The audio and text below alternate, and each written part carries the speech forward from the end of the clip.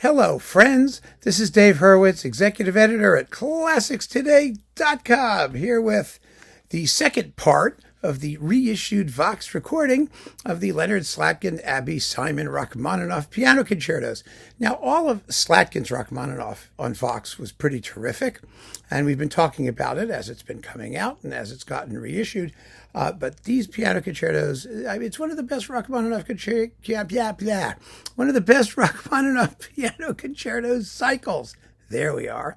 That was ever released. It was wonderfully recorded, wonderfully played, wonderfully interpreted. You know, Abbey Simon, as I've said many, many times, was a pianist's pianist.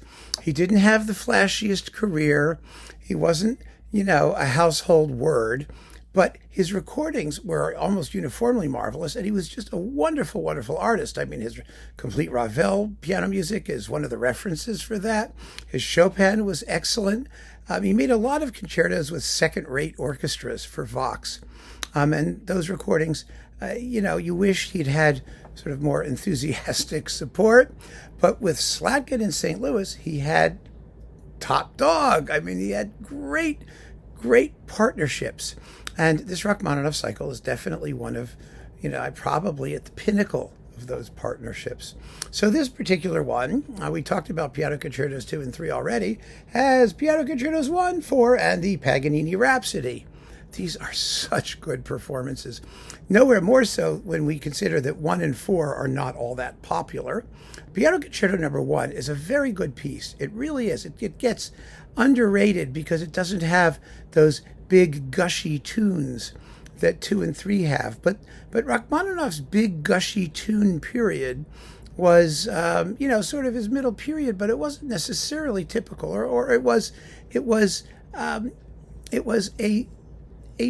aspect of his style that was complementary to his other style, which was rather more rugged and more laconic, and not quite as romantically smushy as we hear in Piano Concertos 2 and 3. And of course, everyone likes the smushy bits.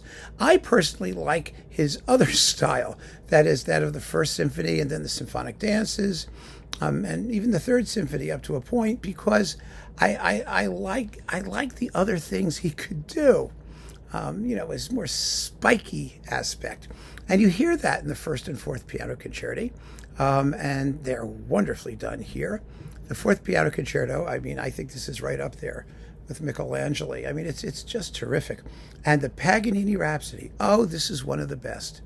It really is. That fabulous, fabulous moment at the very end where you hear the Russian Easter Overture stuff with the Dies Irae underneath it.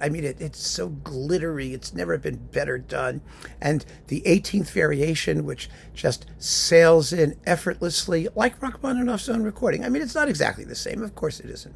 It's a little bit more romantic. It takes a little bit more time over it, which is all to the good. But it fits beautifully into the expressive arc of the piece. The very ending, that delicious little laconic throwaway final bar. He throws it away exactly the way it's supposed to be thrown. And really, what's also marvelous about this performance, about these recordings generally, is the sonics, the balance between piano and orchestra is just marvelous. At the beginning of the fourth concerto, where you have the winds, doing that, those fast, repeated, notes accompanying the piano solo. They're equivalent. You hear the wind section, you hear the interchanges between the piano and the orchestra and all of the variations in the Paganini Rhapsody. It's just an absolute clinic in how this music ought to sound. And it's all capped by splendid piano playing by Abbey Simon, who had a genuine feeling for 19th century music, and who does it in a way, who plays it very, very similar to the way Rachmaninoff did himself. In other words, you're never conscious of the virtuosity, you're just conscious of the music. It just flows. It flows effortlessly and very, very beautifully, and the remastered sound on this is just terrific. And so, it's great. I'm happy to have it again. And you can get it as a download, too. It sounds marvelous that way as well. So keep on listening, friends. Thanks so much for joining me. Take care.